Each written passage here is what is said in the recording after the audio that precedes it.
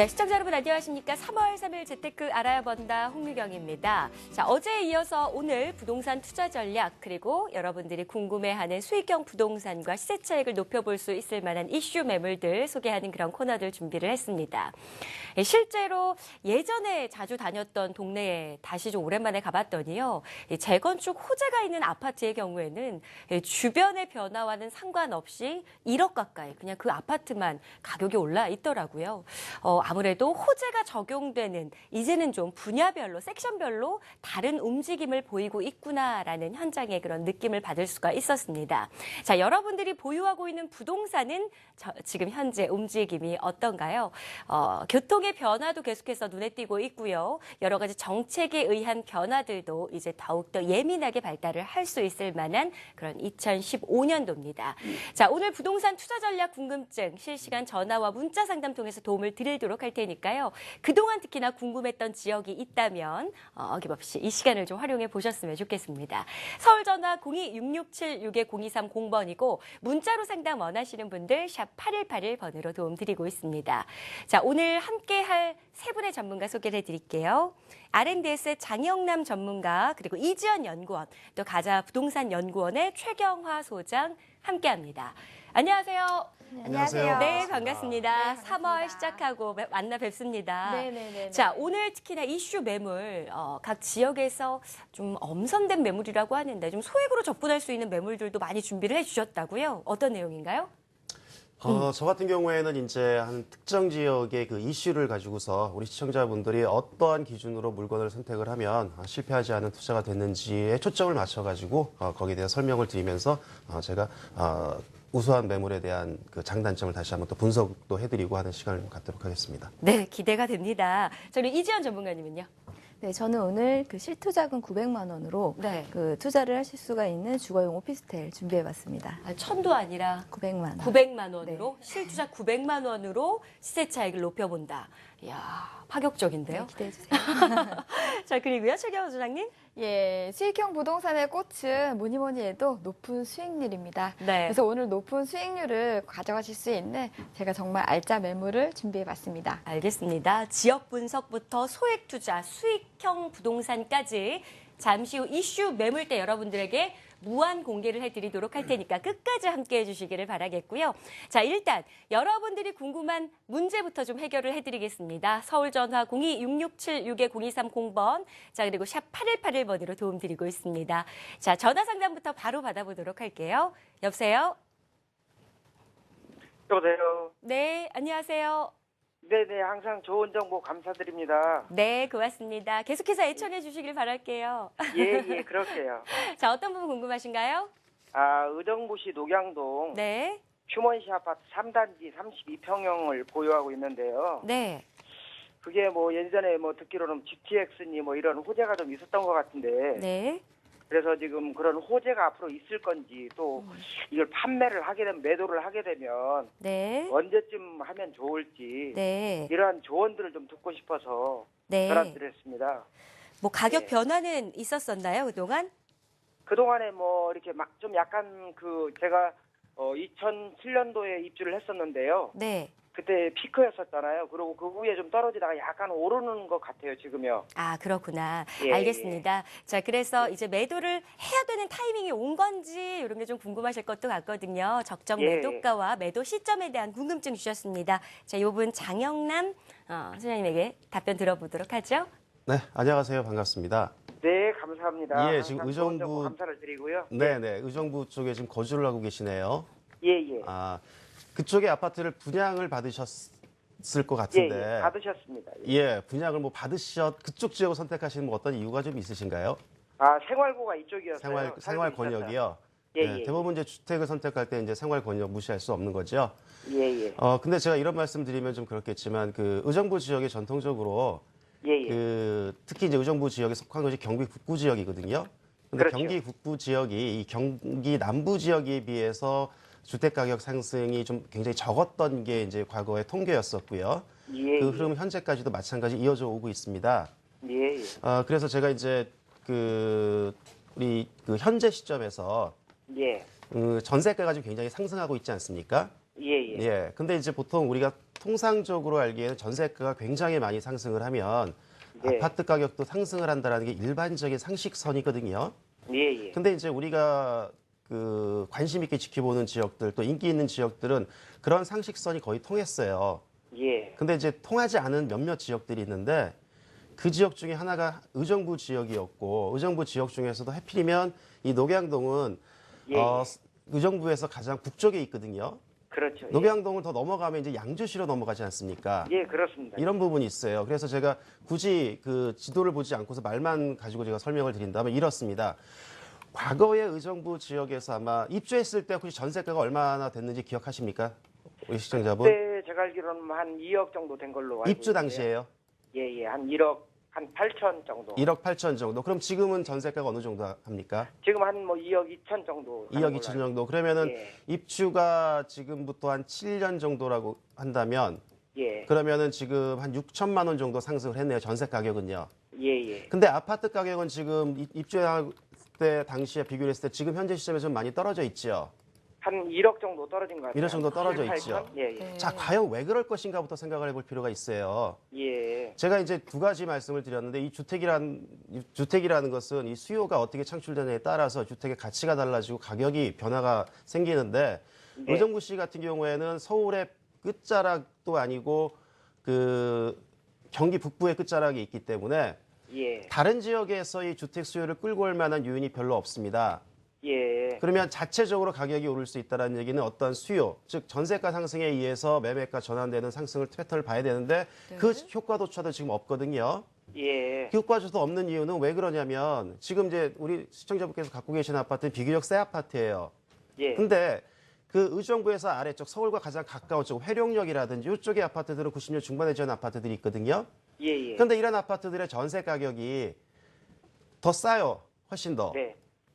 이 부분은 뭐냐면 이제 그래서 전세 가격이 상대적으로 그 서울이나 경기 남부 지역에 비해서 좀 덜 올랐다라고 제가 판단이 좀 들고요. 예. 또 한 가지는 수요가 분산될 수밖에 없는 게 위로 양주로 올라가면 양주의 큰 그 신도시를 지금 현재 계속 개발 중에 있잖아요. 예, 있습니다. 아파트를 예. 계속 공급하고 있잖아요. 회천지구라든지 옥정지구라든지. 예. 근데 이거는 양주시가 해필이면 녹양도에 가까이 있단 말이에요. 예. 그리고 이제 의정부 시청을 중심으로 해서 제2청사가 있는 지역, 우리가 얘기하는 네. 뭐 이제 밀락 2지구라든지 기존의 뭐 금호지구 아파트가 계속적으로 공급이 되고 있어요. 예, 예. 지금 무슨 얘기냐면 아파트 가격이 올라가려고 한다면 공급이 좀 멈춰 있어서 수요가 이 매수 쪽으로 전환될 수 있는 뭐 모멘텀이 만들어지는데 그런 게 없단 말이에요. 예. 네, 그래서 저는 아파트 가격을 상승을 기대를 해서 이 거주를 하시는 게 아니라 내가 그냥 생활권, 아까 시청자분께서 말씀하십니다. 생활권이 이 지역이기 때문에 거주를 한다는 생각으로 접근을 하는 지역이 녹양동인 것 같습니다. 예. 그리고 또 한 가지는 이제 아까 말씀하신 DTX 말씀하셨어요. 예, 예, 예. 가장 큰 호재는 DTX하고요. 7호선 연장이에요.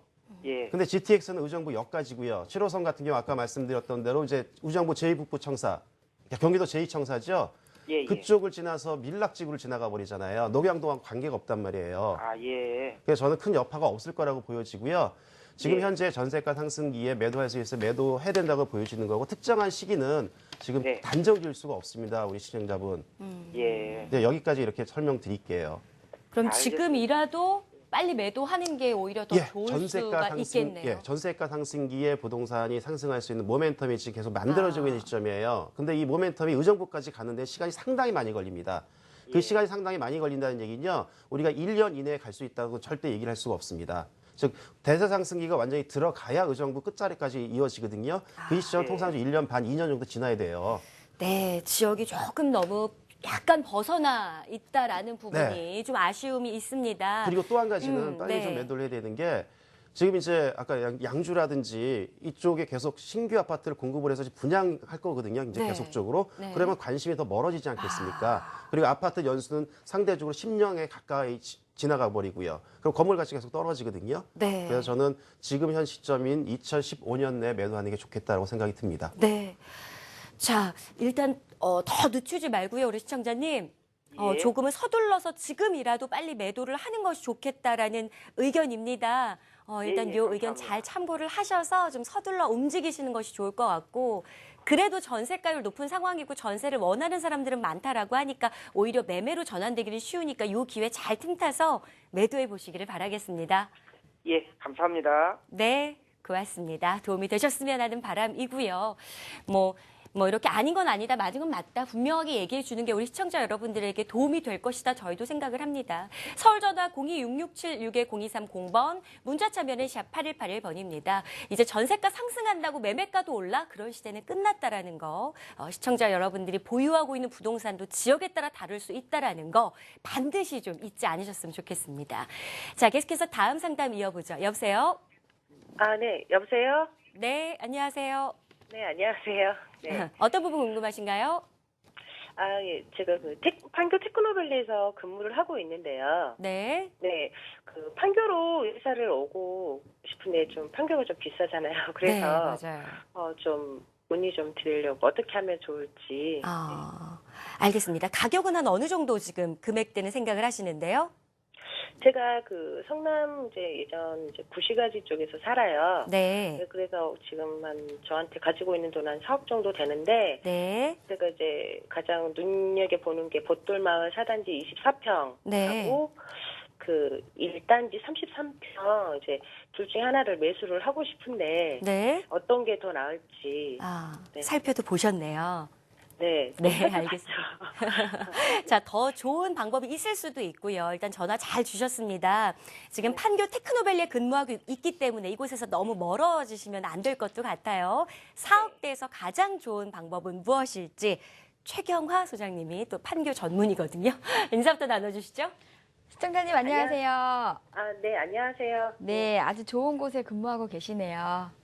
네네네. 테크노밸리 같은 경우에는 우리나라에 내노라하는 IT, BT, NT, CT 연구원들이 이제 종사하고 있는 곳이죠.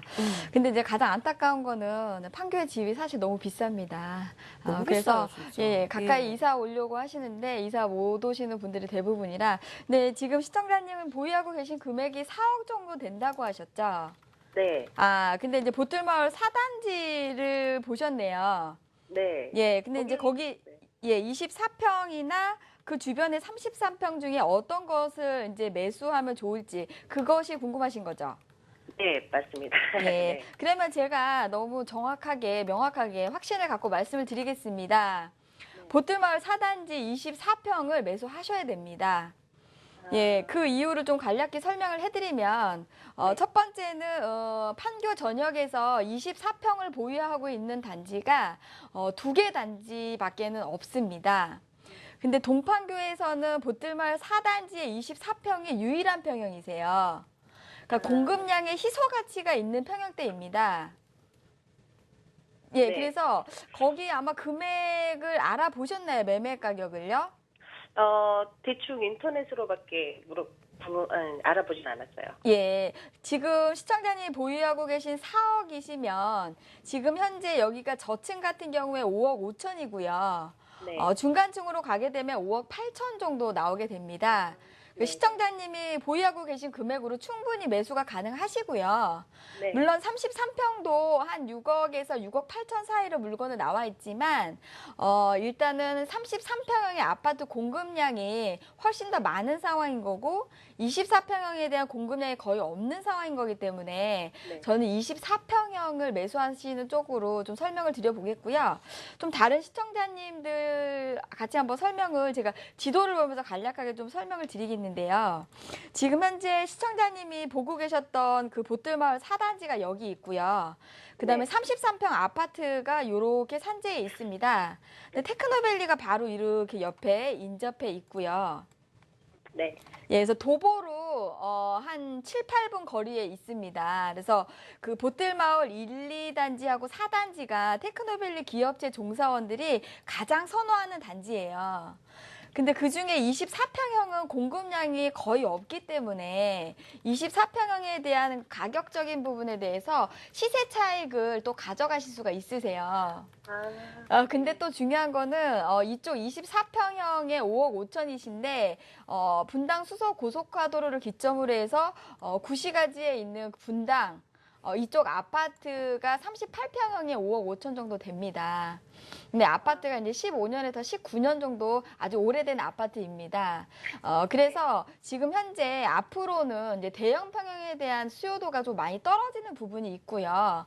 그 33평형 이하에 대해서는 선호도가 계속적으로 높아지고 있고, 또 테크노밸리의 종사원들의 그 연령대가 굉장히 낮습니다. 30대가 대부분인 거기 때문에 향후 이제 아파트에 대한 수요도에 대한 인지도 자체가 33평형 이하로 가게 되어 있습니다. 그래서 저는 시청자님한테는 물론 33평도 매수는 가능하세요. 그러나 네. 이제 공급량들이 주변에 좀 많이 되어 있는 부분들 하고요. 그거 대비해서는 24평형에 대한 그 공급량의 희소 가치가 있기 때문에 24평형을 매수하는 쪽으로 적극적으로 추천을 드립니다. 네. 그렇군요. 알겠습니다. 네, 일단 네네. 보뜰마을 4단지 희소의 가치가 있는 24평형을 선택하는 것이 가장 좋다라는 의견입니다. 자, 이 부분 참고하셔서 더 신중하게 좀 판단 내려보시길 바라겠습니다. 네, 감사합니다. 네, 고맙습니다.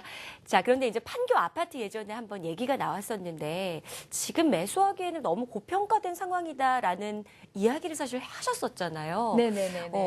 그 기억이 나서 그래도 괜찮을까요? 네, 이제 판교 지역 같은 경우에는 사실은 손바뀜이 굉장히 많이 된 상황입니다. 네. 그래서 판교 쪽에 아파트 매수하시는 분들은 실거주 목적으로 접근을 하셔야 위험성이 없는 상황인 거고요. 지금 현재 사실 아파트가 이제 가격이 오를 수 있는 호재는 사실 한 3번 정도 있습니다. 기회는. 네. 3번 정도 있는 걸 대비해서 워낙에 평당가 자체가 현재 한 2,600에서 700 정도로 거의 서울 수준에 육박하고 있는 수준으로 네. 가고 있는 거기 때문에 아무래도 가격적인 부분에 있어서 좀 무게감이 있다 보니까 투자보다는 실거주 목적으로 가시게 된다고 하시면 시세 차익 부분도 어느 정도 가져갈 수 있으면서 생활 권역에 대한 편의시설을 또 가져갈 수가 있기 때문에 실거주 목적으로 접근하시는 게 가장 합리적이다라고 말씀드릴 수 있겠습니다. 네.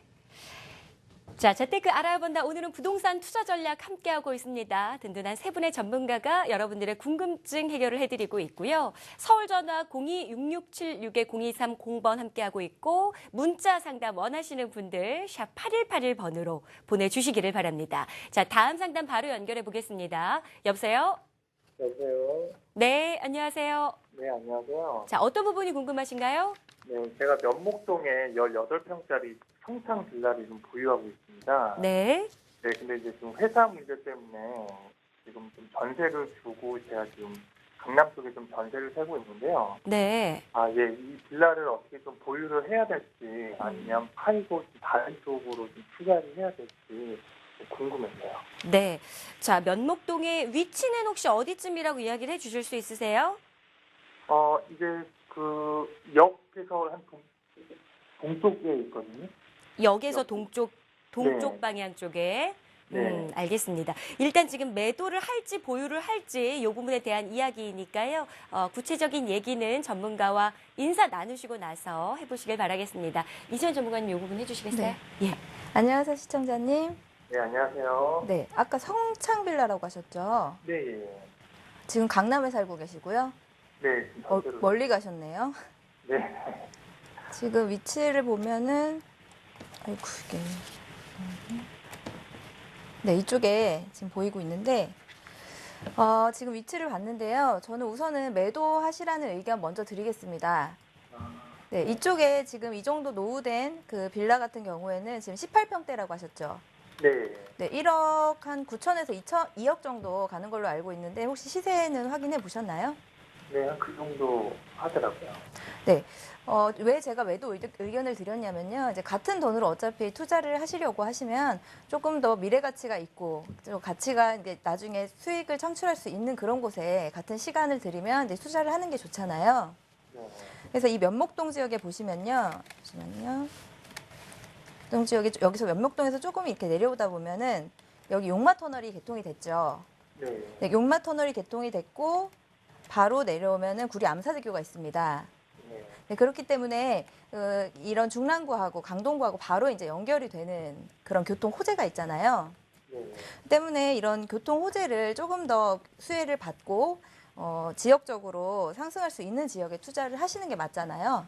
네. 네. 네, 지금 이제 보유하신 빌라가 1억 후반에서 2억 정도 되는데 이 정도 돈이면은 그 용마 터널 부근에 같은 평형대로 아파트도 매수를 하실 수가 있습니다.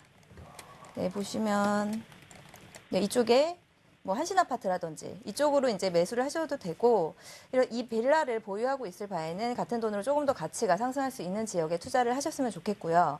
또 이 지역이 꼭 아니어도 된다 그러시면은 꼭 강남권이 아니어도 그 서울 시내 쪽으로 조금 들어오셔서 그 다세대 주택 같은 매물 그 조금 저평가된 지역에서 시세 차익을 보실 수 있는 매물에 뭐 전세를 끼고 투자를 하신다든지 아니면 대출 조금 이용하셔서 안정적으로 임대 수익 받을 수 있는 그런 업무 밀집지 지역 같은 역세권에 투자를 하시면 좋겠는데요. 방송 끝나고 다시 연락을 주시면 제가 구체적으로 설명드리도록 하겠습니다. 네. 네, 그러니까 고맙습니다. 갈아타기 자체는 그러니까 필요하다라고 생각을 하신다는 거죠. 그렇죠?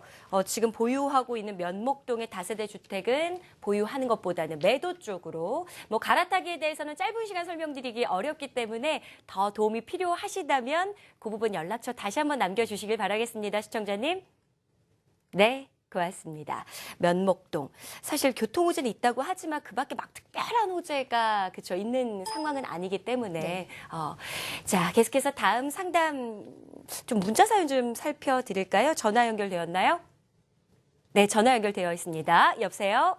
여보세요? 네, 안녕하세요. 예, 안녕하세요. 어떤 부분 궁금하신가요? 제가 구로구 오류동에 있는 건강 수목원 아파트, 그걸 이제 암이 있어서, 그걸 좀 구입했으면 어떨까 싶어서 좀 상담을 드리려고 합니다. 네, 매수를 해도 될까? 예, 그렇습니다. 요거 매수를 하는 이유가 있으세요? 뭐 시세 차익 아니면 거주 어떤 거 생각하세요? 조금, 지분이 좀 많고, 그래서 나중에 좀 기간이 경과돼서, 재개발, 할 가능성이 있을 때 좀 올라가지 않을까 하는 그런 생각에서 구입했으면 어떨까 생각합니다. 네, 이쪽 동네 왠지 사실 것 같아요. 주변에 보고 아파트가 좀 대지 지분도 넓고 왠지 재건축 호재도 좀 있을 것 같다. 이런 기대감이 아닌가 싶습니다. 자, 전화 잘 주셨습니다. 전문가 의견 들어보고 나서 움직이셔도 늦지 않으시거든요. 오류동의 금강 수목원 아파트입니다. 저도 사실 처음 들어본 아파트라서 궁금한데요. 장영남 전문가님 도움 주시겠어요? 네, 제가 설명드리겠습니다. 네. 반갑습니다, 시청자님. 예, 안녕하세요. 감사합니다. 이렇게 상담 드리게 돼서 너무 감사합니다. 예. 우리 시청자님께서는 투자를 많이 해보신 모양입니다. 그래요? 그렇진 않고 이제 그러세요? 퇴직해서 이렇게 할 것도 없고. 예, 몇 평형대를 지금 보고 계셨습니까? 그렇게 뭐 넉넉한 돈도 없고 20평형대를 20평형대 시세 얼마 정도 하던가요? 지금 한 3억 2천, 3억 4천 정도. 3억 2천, 3억 3천 하죠? 예. 예. 구로구 오류동이면 서울 끝자락인데 네네. 굉장히 생각보다 높지요? 네네. 생각보다 높을 겁니다, 아마. 네. 제가 지도 잠깐 볼게요. 네네. 지금 리오 아파트거든요. 우리 이제 네. 시청자분께서 본 아파트 이 아파트인데요. 일단은 뭐 구로구 7호선 천왕역에 그렇게 멀리 떨어져 있지는 않습니다. 전철 충분 도보로 이용할 수 있는 것이고요. 요 주변에 굉장히 호재들이 많아요. 네. 보시면은 이런 곳들도 있죠. 바로 위쪽으로 보면은 이제 이쪽이 그겁니다. 동부제강인가요? 동국제강인가요? 제가 정확히 동부제강일 겁니다. 이쪽 지역들 개발하는 호재들 굉장히 많이 있고요. 이쪽도 이제 공업 지역들 다 이전하고요. 그다음 위쪽으로 올라가면 이제 학군도 굉장히 좋다라고 많이 알려져 있습니다. 우리 잘 아시겠지만 여기 나와 있네요. 우신중학교, 고등학교, 세종과학고등학교, 뭐 서울공연예술고 학교는 굉장히 좋습니다. 그래서 주거 지역은 주로 이제 이 아래쪽에 형성이 되어 있는데 선생님 재미있는 현상이요. 네네. 지금 이 아파트 정보를 제가 딱 보면은요. 저는 알고 있어요. 이 아파트 5층짜리입니다. 네, 맞습니다. 선생님께서 그러니까 이게 투자 가치가 있지 않을까라고 생각을 하셨습니다. 지금 5층으로 네네. 돼 있죠. 네. 건축년도 2003년입니다. 2003년이면 10년 조금 넘었는데 어떻게 5층 아파트가 있을 수 있을까 생각할 수밖에 없어요. 네. 희한하죠. 네. 저도 희한합니다. 그러네요. 그 옆에 있는 아파트를 볼까요? 자, 그러면 재미있는 게, 자, 이 아파트를 제가 한번 보여드렸고요. 옆으로 쭉 내려가면 유한대학교 쪽 넘어가 볼게요. 그러면 여기 그린빌라라고 있어요. 예. 그린빌라가, 여긴 정보가 안 나오네요. 이게 뭐냐면요.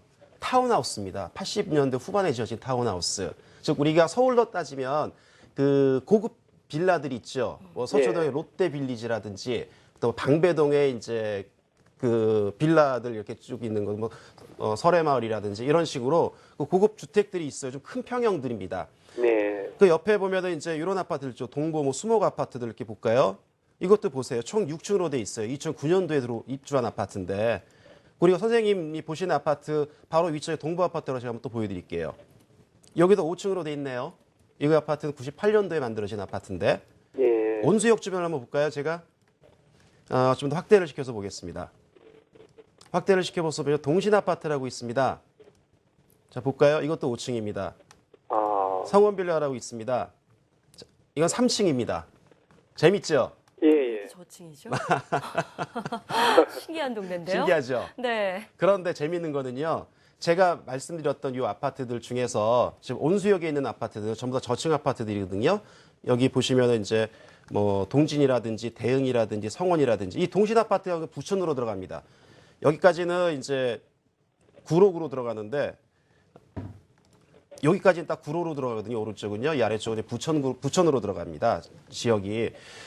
저도 이 저층 아파트가 밀집돼 있어가지고 이 지역 관심 되게 많았습니다. 예, 예. 그런데 선생님 이게 하나 있습니다. 요거 좀 확인해 보십시오. 저도 요거까지는 확인을 못했거든요. 이 저층 아파트들이 80년대 지어진 저층 아파트라고 이해를 하는데 왜 2000년대 지어진 아파트가 저층일까라고 생각을 했을 때 그 뭔가가 있기 때문인 것 같습니다. 그 이유를 저는 이제 유출을 하다 보면 이렇게 유출을 하죠. 보면은 이제 여기 지도상으로 이렇게 천왕산이라고 이게 중요한 게 아니라 저는 이거를 중요시하게 봅니다. 이 푸른 수목원이라고 있습니다. 예. 항동 저수지라고 있고요. 무슨 얘기냐면 이 아파트는 처음부터 지었을 때 자연경관에 의해서 어떠한 제한을 받지 않았다고 생각이 들어요. 즉 높게 지을 수 없는 무슨 제한이 분명히 있을 겁니다. 제가 거기까지 확인을 못했거든요. 예. 방송 끝나고 제가 그것까지 한번 확인을 해서 마저 답변을 드릴 텐데 네네. 그 확인이 돼야 우리 선생님께서 말씀하신 재건축이 되든 뭐가 되든 사업성이 있을까 없을까가 나타나는 것이거든요. 네네. 저층으로 지었기 때문에 대지 지분이 클 수밖에 없어요. 당연히. 이건 아주 당연한 겁니다. 근데 나중에 시간이 지나서 10년, 20년이 지났을 때 얘 재건축을 했을 때 더 높이 지을 수 있는지 이거를 따져봐야 돼요. 네. 그런데 제가 아까 온수역에 있는 아파트들 몇 가지, 연립주택 몇 개 말씀을 드렸는데 그 온수역 주변 같은 경우에는 특별 지구단위 계획에 의해서 고층으로 지을 수 있게끔 돼 있거든요. 아, 2014년에도 고층으로 짓는 게 사업 시행이 난 걸로 알고 있습니다. 예. 그런데 과연 우리 선생님께서 보신 요 수목원 아파트가 그 요건이 되는지는 다시 한번 도시계획상의 그 검토를 한번 해볼 필요가 있습니다. 그 검토가 이루어진 후에 매수 여부를 결정하셔야 될 것 같습니다. 예. 네. 지금은 제가 이제 요거까지 고지하는 상황은 정확하게 답변드리기 좀 어렵거든요. 네, 사업성 네. 따져봐야 되는 거니까 정말 사실 중요한 포인트를 이야기를 해주셨습니다. 우리 시청자님 전화 안 하셨으면 큰일 날 뻔했네요. 네, 그렇죠. 네. 그 부분 꼭 확인을 하고 나서 그래도 잘 모르겠다라고 생각이 되신다면 다시 한번 이렇게 전문가 의견 또는 전문가와 통화를 통해서든 상담을 통해서든 가장 최선의 길을 잘 택하셨으면 좋겠습니다. 네, 감사합니다. 네. 고맙습니다. 우리 시청자님은 정말 전화 안 하고 그냥 혼자 결정했으면 큰일 날 뻔했겠습니다. 자, 문자 사연인데요. 요거는요, 그냥 세 분이 나는 이거다. 그냥 의견만 주시면 됩니다. 이유까지 말씀 안 하셔도 되고요. 시간이 없어서. 1322님이 급한 마음에 두 번의 문자를 연속으로 주셨거든요.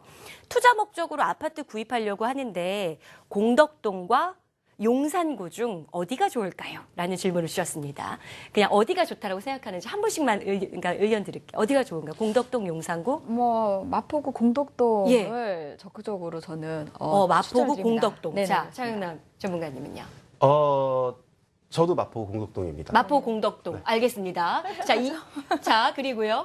저도 공덕동입니다. 그렇군요. 자, 뭐 한 줄 정도만 이유를 들어볼 수 있을까요? 그러면 어떻게 세 분 다 같은 의견이죠?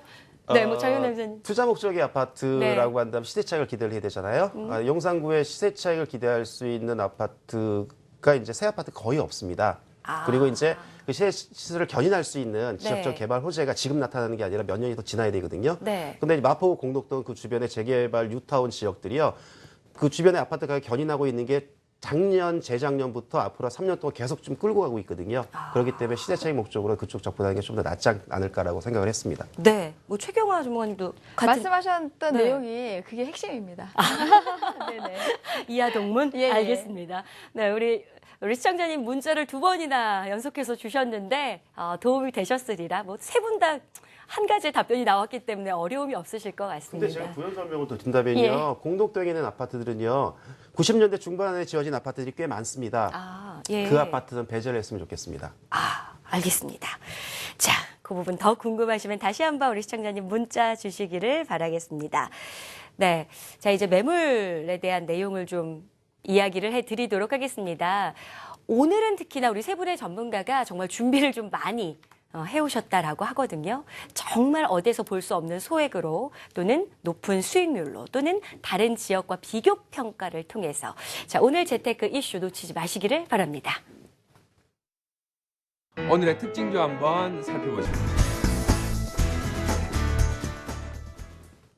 자, 재테크 이슈 매물. 오늘은 그야말로 기대가 됩니다. 우리 세 분의 전문가가 엄선한 매물, 과연 어떤 것일지. 자, 먼저 최경화 전문가가 준비한 매물, 어떤 매물인지 살짝 좀 들어볼게요. 네네.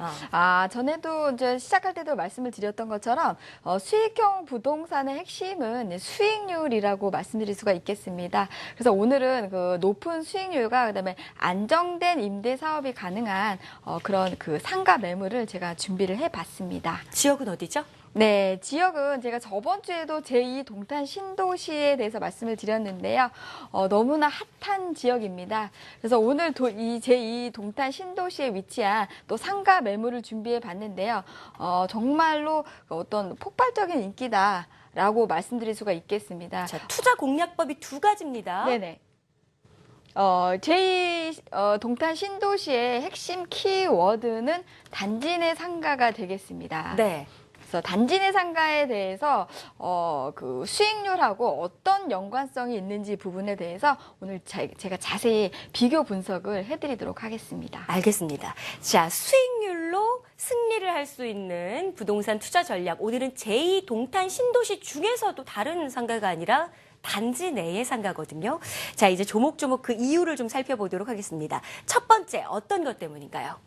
첫 번째는 일단은 상가 같은 경우에는 종류가 총 3가지가 있습니다. 네. 일반 아파트를 끼고 있는 단지 내 상가가 있고요. 그다음에 근린 상가가 있고요. 그다음에 상가 주택이 있습니다.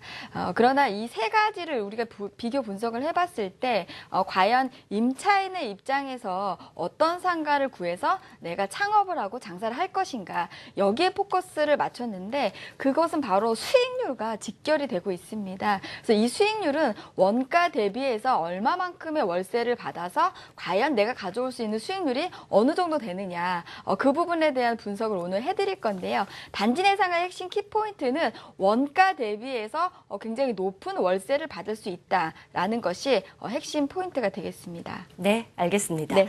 자, 그러면 매물을 좀 구체적으로 살펴보고 싶거든요. 매물 내용 소개를 해주시죠. 네, 일단 매물 내용은 제가 2가지를 한번 단지 내 상가하고 근린 상가 매물을 한번 준비를 해봤는데요. 네. 그러기에 앞서서 일단은 제2 동탄 신도시에 대한 도시에 대한 내용을 알아야지만 상가를 알 수가 있습니다. 네. 그래서 이제 저희가 제2 그 신도시 같은 경우에는 총 10개의 신도시가 구성이 되어 있습니다. 뭐 판교라든지 위례라든지 광교 뭐 여러 가지 신도시가 있는데요. 신도시 중에서는 제2 동탄 신도시가 최대 규모를 자랑하고 있습니다. 그러나 마지막 신도시라고도 할 수가 있습니다. 네. 그래서 규모 자체가 신도시가 크다라고 하는 경우에는 얼마만큼의 인구와 그다음에 얼마만큼의 기업들이 이 도시에서 형성이 돼서 상권을 유지할 수 있느냐 이 부분이 가장 중요한데요. 기존의 제1 동탄 신도시와 제2 동탄 신도시를 합치게 되면 우리나라 최대 규모의 네. 신도시 어떤 사이즈다라고 말씀드릴 수가 있겠습니다. 그래서 동탄 신도시 같은 경우에는 주거 세대의 비율이 지금 현재 판교 신도시의 인구는 4배 정도, 사이즈는 3배 정도의 규모를 갖고 있습니다. 그래서 주거 세대를 배후 수요를 하고 있는 단지 내 상가에 대한 임차인들의 수요가 굉장히 높다.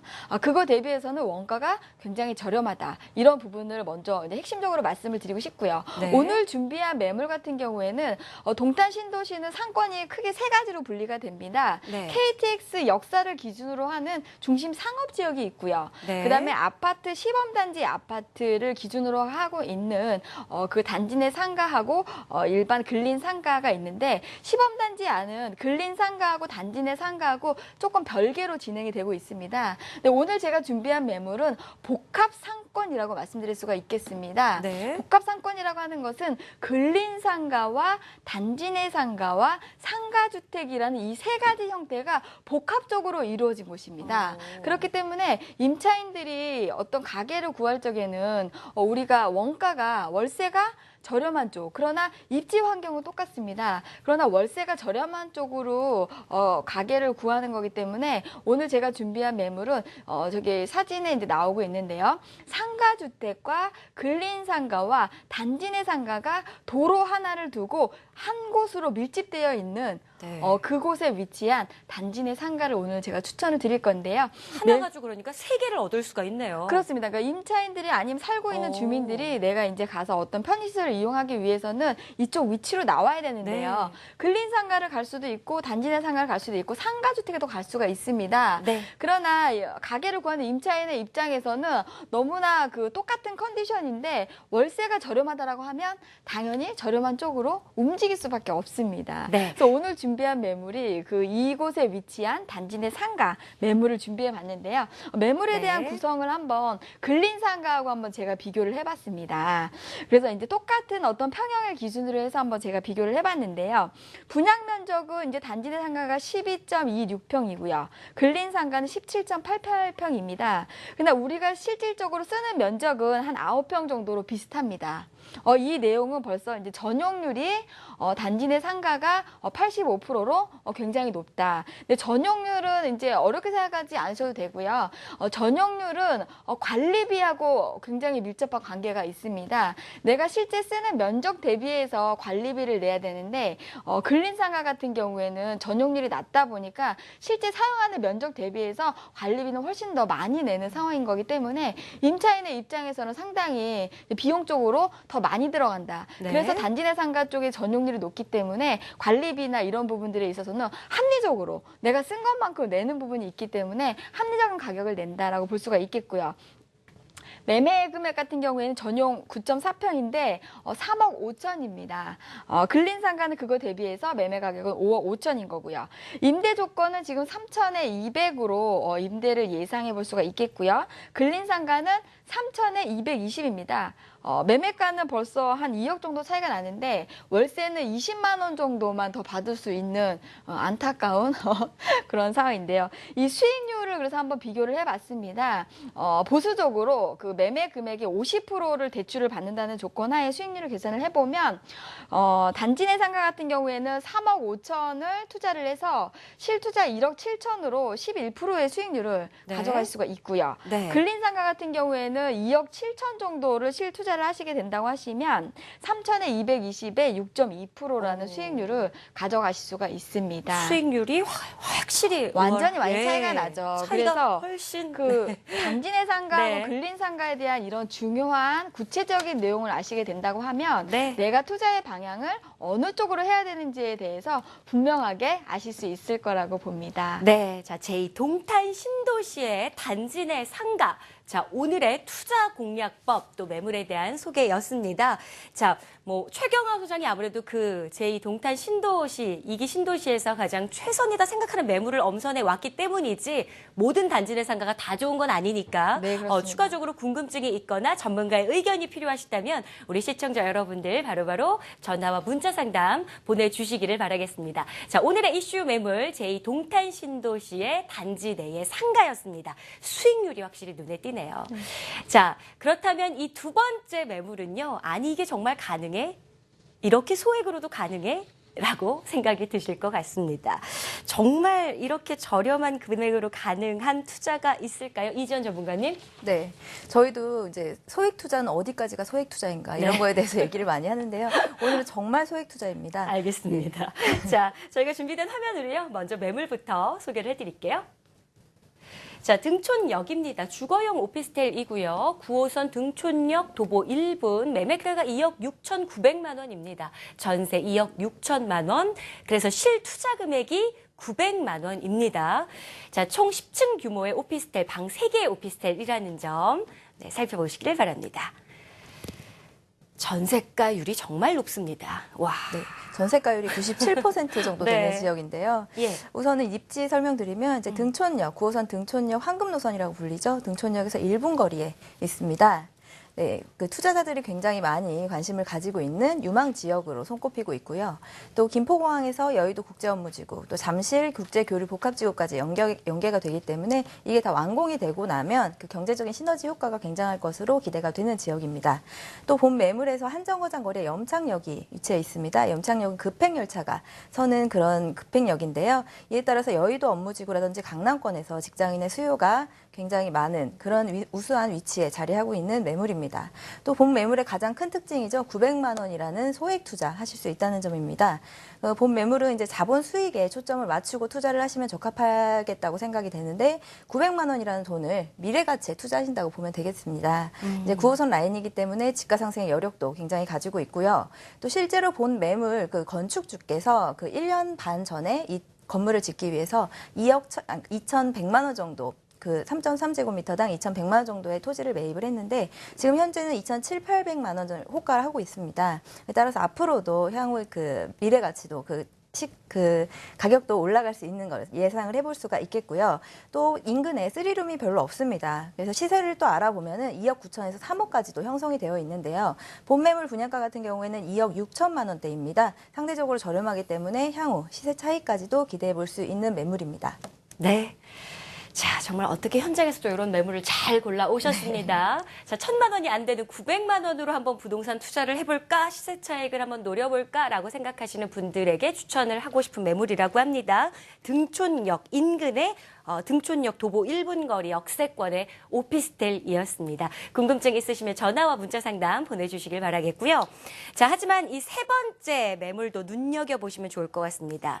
많은 분들이 정말 좋아하는 이슈가 바로 한강변입니다. 오늘은 한강변의 이슈를 나의 부동산으로 삼아볼 수 있는 기회를 장영남 전문가가 준비해줬다라고 하는데요. 왜 한강변을 택하셨나요? 한강변 하면은요, 부동산 투자하시는 네. 분들이 아파트뿐만 아니라 여러 가지 개발 호재로 인해서 시세 차익을 가장 많이 얻을 수 있다라고 생각하는 지역입니다. 그런데 네. 한강변 지역이 굉장히 많지 않습니까? 그렇죠. 강북, 강남. 그런데 저는 이제 그거를 한번 구역을 나눠서요. 잠실대교에서부터 성수대교까지 요 세 개의 지역을 한번 비교를 해서 물건을 한번 추천을 드리도록 하겠습니다. 네. 자, 한강변 지역에 공략 포인트가 있다고요? 어떤 거예요? 제가 키워드를 설정을 했는데요. 미생과 완생이라는 단어를 설정을 했습니다. 얼마 전에 유행을 했던 드라마의 제목인데 미생과 완생. 예, 완생이라는 것은 바둑을 뒀을 때 살아있는 돌을 얘기를 하는 것이고요. 미생이라는 것은 살았을지 죽었을지 모르는 돌을 얘기를 하는데 저는 네. 한강변 지역에서 다세주택을 투자를 할 때 과거에는 미생을 중심으로 했었습니다. 그래서 확정이 됐을 때의 가격 상승, 시세 상승을 노렸었는데 지금은 정책이 변화했기 때문에 저는 그 미생과 완생 중에서 개발이 확정돼서 진행되는 곳을 선택을 해야 된다. 다시 말씀을 드리면 한강변의 다세대 주택은 개발이 확정된 곳을 선정을 해야 실수가 없다라고 말씀을 드리고 싶습니다. 실수가 없다. 여기 안심이 확 됩니다. 자, 그렇다면 한강변 중에서도 도대체 어디를 살펴봐야 될지 자, 이제 구체적으로 지역이 궁금해집니다. 장영남 전문가님. 제가 지도로 잠깐 설명을 드리면요. 세 지역을 선정을 했습니다. 네. 자, A 지역이라고 해서 이 지역을 선정을 했고 자양 이동이 되고요. 예, 잠시만요. 지금 이제 지도가 나갈 텐데 일단 지도가 먼저 나가네요. 자양 이동 예, 그리고 B 지역은 제가 성수동 지역을 선택을 했고요. 성수. 네, 그리고 C 지역은요. 영동대교 옆에 자양 사동 지역을 선택을 했습니다. 예. 이 지역이 과거에 2003년도부터 2009년 시기 때마다 각종 그 이슈에 많이 언급했던 지역이기 네. 때문에 제가 선정을 해봤습니다. 그렇군요. 자, 이제 A, B, C로 나뉩니다. 자, A, B, C, 자양이동, 성수동, 자양사동입니다. 예, 우리 화면을 한번 우리 시청자분께서 주의 깊게 보신다면은요. 각각의 금액이 다릅니다. 네. 건축 면적도 다르고요. 또 전세가 비율이 다르기 때문에 투자 금액도 다릅니다. 요즘 네. 분명히 명심을 하셔야 되고요. 그런데 그러면 이 세 개 중에 뭐가 제일 좋아요? 그러니까요. 뭐 투자예요? 지역만 다르고 다 다세대주택이거든요. 네. 그래서 그 선택의 기준을 제가 세 가지로 나눠봤습니다. 다음 화면을 한번 보신다면 제가 이렇게 설명을 드릴 수 있겠죠. 가장 첫 번째는요. 한강변 지역 중에서 제가 키워드로 제시한 것처럼 자, 개발 지역인가 아닌가 현 시점에서 이걸 따져본다고 한다면 제가 세 지역 중에서 개발이 확정돼서 진행되는 곳은 유일하게 B 지역밖에 없습니다. 즉 성수동이 되겠지요. 나머지 A하고 C 지역은 개발이 확정된 지역이 아닙니다. 그 얘기는요. 아까 제가 표면사의 건축 연도가 다르다고 표현을 드렸는데 나머지 두 지역은 2015년도에 짓고 있거나 지금 지어진 다세대 주택이거든요. 네. 그런데 B 지역은 개발이 확정돼 있기 때문에 건축 연도가 굉장히 오래됐지 않습니까? 네. 건축 연도가 오래됐기 때문에 전세가 비율 때문에 이제 당연히 그 투자 금액이 다른 것이고요. 그래서 이 개발이라는 걸 봤을 때는 시세 차익을 B 지역인 성수동 같은 경우에는 비교적 상대적으로 단기적으로 시세 차익을 얻을 수 있겠지만 양쪽인 그 자양동 A, C 지역은 좀 시세 차익을 얻는데 좀 상당한 기간이 좀 필요로 할 것이다라고 보여지고요. 그렇다고 한다면 나머지 A, C 지역은 어떤 관점으로 봐야 될 것이냐라고 얘기를 했을 때는요. 개발이라는 것보다도 현재가 전세가 상승기에 전세가 비율이 얼마나 되느냐 또 월세 비율이 얼마나 되느냐 이걸 가지고 봐야 되는데 아쉽게도 지역적인 여건을 한번 살펴봤을 때 A, B, C가 전월세 수요가 거의 비슷합니다. 물론 차이는 조금 있겠지만 왜냐하면 B 지역 같은 경우에는 지역이 오래됐긴 했지만 건물이 오래됐긴 했지만 그만큼 전세 월세가 굉장히 낮거든요. 금액이 싸기 때문에 선호도가 되면서 그러면서 주변에는 중공업 지역이 많이 형성돼 있기 때문에 네. 그 싼 임대료를 원하시는 분들이 많이 집중돼 있다고 볼 수 있고요. 상대적으로 B, C, A, C 지역 같은 경우에는 주거 환경이 좋기 때문에 정상적인 가족 단위 구성원들이 거주하기 굉장히 좋다. 학군도 괜찮고 이런 면으로 봤을 때는 이제 투자의 성향이 즉 관점이 좀 달라진다라고 말씀을 드릴 수 있을 것 같고요. 그렇기 때문에 임대 수익률도 아주 높지는 않지만 큰 차이 없이 대동소이합니다. 물론 B 지역의 임대 수익률은 가장 낮을 것입니다. 왜? 건물이 가장 오래됐기 때문에요. 그 가격도 가장 높기 때문에 그렇다고 보여지는데요. 세 번째 기준은 뭐냐면요. 자, 그러면 개발이 진행 중인 곳과 진행 중이 않은 곳에 다세대 주택인데 다세대 주택 토지를 갖고 있거든요. 네. 그 토지의 면적과 가격을 나눠봤을 때 우리가 얘기하는 시청자분들이 가장 좋아하는 평당가가 어떻게 되느냐라고 비교를 해보니까요. B 지역의 성수동 같은 경우 3,374만 원으로 돼 있지 않습니까? 네. 그런데 옆에 자양 이동은 3,400만 원이고요. 어머. 그런데 오른쪽 자양 서동 같은 경우는 4,380만 원입니다. 즉 가격 토지에 차이가. 대한 예. 가치가 상대적으로 어떤 것은 고평가돼 있고 어떤 것은 저평가돼 있다라는 것을 우리가 확연히 알 수가 있겠죠. 즉 네. 개발을 생각을 한다라고 얘기했을 때는 자양사동에 있는 주택을 샀을 때 그 주택이 과연 가격이 올랐을 때 토지 단가가 5천만 원, 6천만 원, 7천만 원으로 올라가야 된다는 얘기입니다. 과연 그게 현실적으로 받아들일 수 있느냐 여부는 시간이 많이 지나야겠죠. 네. 이런 관점에서 접근을 한다고 한다면 저는 시세 차익을 일정 기간 내에 확실하게 얻고자 한다면 그리고 저평가라는 것을 기준으로 한다면 B라는 지역을 선택을 할 것이고요. 네. 그렇지 않고 A와 C처럼 소액 투자로 생각을 한다고 한다면 C보다는 A로 갈 확률이 굉장히 높을 거라고 생각을 합니다. 확실히 좀 알겠습니다. 이렇게 비교를 하니까 이게 지역에 비해서 이렇게 저평가가 되고 있구나. 일단 시세 차익을 노려본다라고 한다면 성수동에 위치한 아까 비매물이었죠. 비매물을 네. 택하는 것이 가장 현명하다. 확실히 알았습니다.